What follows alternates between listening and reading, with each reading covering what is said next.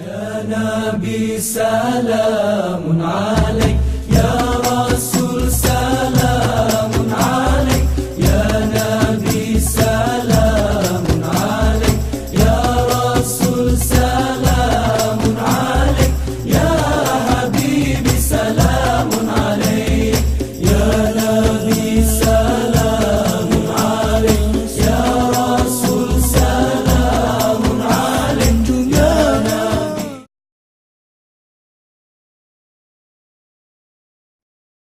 نحمده ونصلي ونسلم على سيدنا ومولانا محمد رسوله النبي الأمين المكين الحنين الكريم الرؤوف الرحيم. أما بعد، بسم الله الرحمن الرحيم. معزز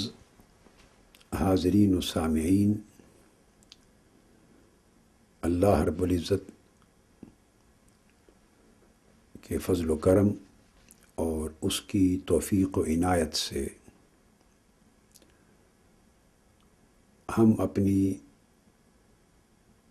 سلسلہ وار گفتگو میں، جس کا موضوع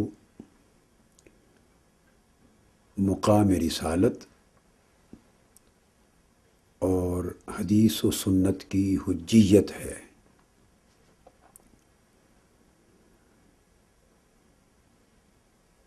ترتیب کے ساتھ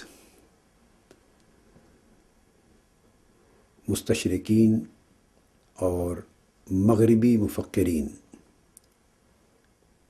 کی تنقید کا اور اسلام، حدیث، سنت اور احکام شریعت کی تشکیل کے موضوع پر ان کے بے جا اور بے بنیاد اعتراضات کا اور الزامات کا جواب دیتے چلے آ رہے ہیں، اور بہت سی کتب حدیث سے اسانید صحیحہ کے ساتھ صحیح احادیث اور صحیح اور ثقہ اور پختہ روایات کے ذریعے یہ بات ثابت کر چکے ہیں کہ سنت کا تصور دوسری یا تیسری صدی ہجری میں اپنی شرعی شکل میں اور اپنی ٹیکنیکل سینس میں وجود میں نہیں آیا، اور ائمہ فقہ نے اس کو شرعی معنی نہیں پہنایا، بلکہ لفظ سنت اور لفظ حدیث اپنے کامل شرعی معنی میں، جیسا کہ کتب فقہ میں اور کتب احکام میں اور مصادر شرعیہ میں صدیوں سے سنت اور حدیث کا معنی، مفہوم اور مراد اور اس کا تصور چلا آ رہا ہے، ایگزیکٹلی یہی معنی اور یہی تصور خود حضور علیہ الصلوۃ والسلام نے اپنی زبان مبارک سے متعین فرما دیا تھا۔ اور اس سلسلے میں ہم 50 احادیث جو صحیح سند کے ساتھ ثابت ہیں ان کا حوالہ دے چکے ہیں، اور حضور علیہ الصلوۃ والسلام کے عہد مبارک سے خلفائے راشدین اور صحابہ کرام اور ان کے بعد تابعین اور تبع تابعین کے ادوار تک اس معنی اور تصور کا ایک تسلسل ملتا ہے جس میں کہیں بھی انقطاع نہیں ہے۔ سو بات کہ ائمہ فقہ نے اگر اس تصور کو اپنی کتابوں میں بیان کیا ہے تو وہ اس تصور کے موجد نہیں ہیں، اس تصور کے بانی یا انوینٹر یا انٹروڈیوس کرانے والے نہیں ہیں، بلکہ یہ تصور حضور علیہ الصلوۃ والسلام کا عطا کردہ ہے، جس کو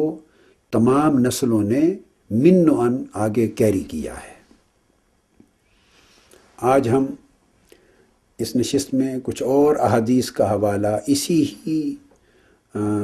کنسیپٹ کو اسٹیبلش کرنے اور اس کو مزید سبسٹینشیٹ کرنے کے لیے عرض کر رہے ہیں۔ اب ایک اور حدیث جو اس وقت میں اسی گفتگو کے تسلسل میں آج پیش کر رہا ہوں،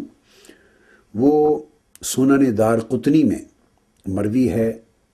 اور امام دیلمی نے بھی اس کو روایت کیا ہے۔ عبداللہ ابن مسعود رضی اللہ تعالیٰ عنہ اس حدیث کے راوی ہیں، اور دیگر کئی ائمہ نے اپنے اپنے طرق اور اسانید کے ساتھ الگ الگ طرق سے اس حدیث کو لیا ہے۔ عبداللہ ابن مسعود رضی اللہ تعالیٰ عنہ نے روایت کیا کہ ثلاث من السنہ، تین چیزیں سنت سے ثابت ہیں۔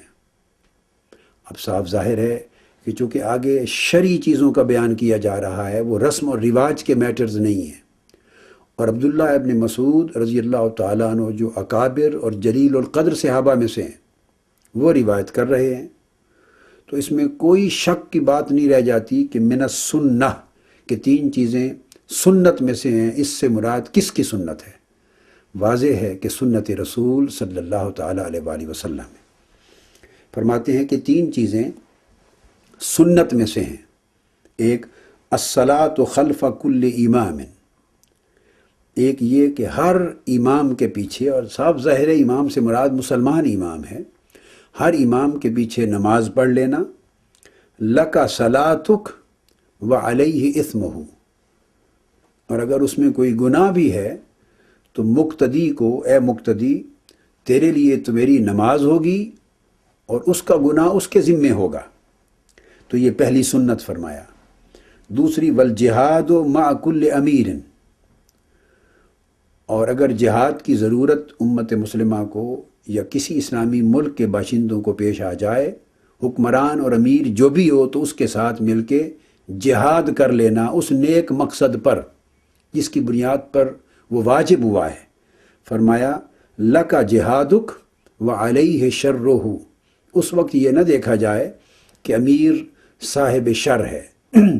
نیک اور پرہیزگار نہیں ہے، اس کا شر اس کے ذمے ہوگا، اور جہاد کرنے والوں کو فرمایا کہ تمہارا جہاد اس کا اجر تمہیں ملے گا۔ اور تیسری سنت فرمایا والصلاۃ علی کل میت من اہل التوحید، ہر کلمہ گو جو توحید و رسالت کا اقرار کرنے والا اور اس پر ایمان رکھنے والا ہے، اگر وہ فوت ہو جائے تو اس پر نماز جنازہ پڑھ لینا۔ عبداللہ ابن مسعود رضی اللہ تعالیٰ عنہ کے فرمان کے مطابق یہ تینوں چیزیں سنت نبوی صلی اللہ علیہ وآلہ وسلم ہیں۔ تو آپ نے دیکھا کہ یہاں پھر لفظ سنت عین شرعی معنی اور شرعی تصور کے طور پہ استعمال ہوا ہے۔ اب سیدنا علی المرتضیٰ رضی اللہ تعالیٰ عنہ وہ روایت کرتے ہیں، آپ نے فرمایا، اور یہ بھی امام دیلمی نے مسند الفردوس میں روایت کیا، آپ فرماتے ہیں لا قول الا بعمل ولا قول ولا عمل الا بنیت ولا قول ولا عمل ولا نیت الا باحیاء السنہ۔ سیدنا علی مرتضیٰ رضی اللہ تعالیٰ عنہ نے فرمایا کہ قول کا کوئی اعتبار اور قبولیت عمل کے بغیر نہیں ہے، قول کی کوئی حیثیت نہیں ہے جب تک اس کے ساتھ عمل تائید نہ کرے۔ اسی طرح فرمایا قول اور عمل دونوں بھی اکٹھے ہو جائیں تو ان کی کوئی حیثیت اور اعتبار قبولیت کے درجے میں نہیں اگر اس کے ساتھ صحیح نیت شامل نہ ہو۔ اور پھر فرمایا کہ کوئی قول، کوئی عمل اور کوئی نیت، تینوں چیزیں مل کر بھی کوئی معنی اور حیثیت نہیں رکھتی اگر ان میں سنت کو زندہ کرنا اور سنت کو باقی رکھنا یہ برقرار نہ ہو۔ تو یہاں پھر آپ نے دیکھا کہ سنت سے مراد عین سنت نبوی صلی اللہ تعالیٰ علیہ وآلہ وسلم۔ اسی طرح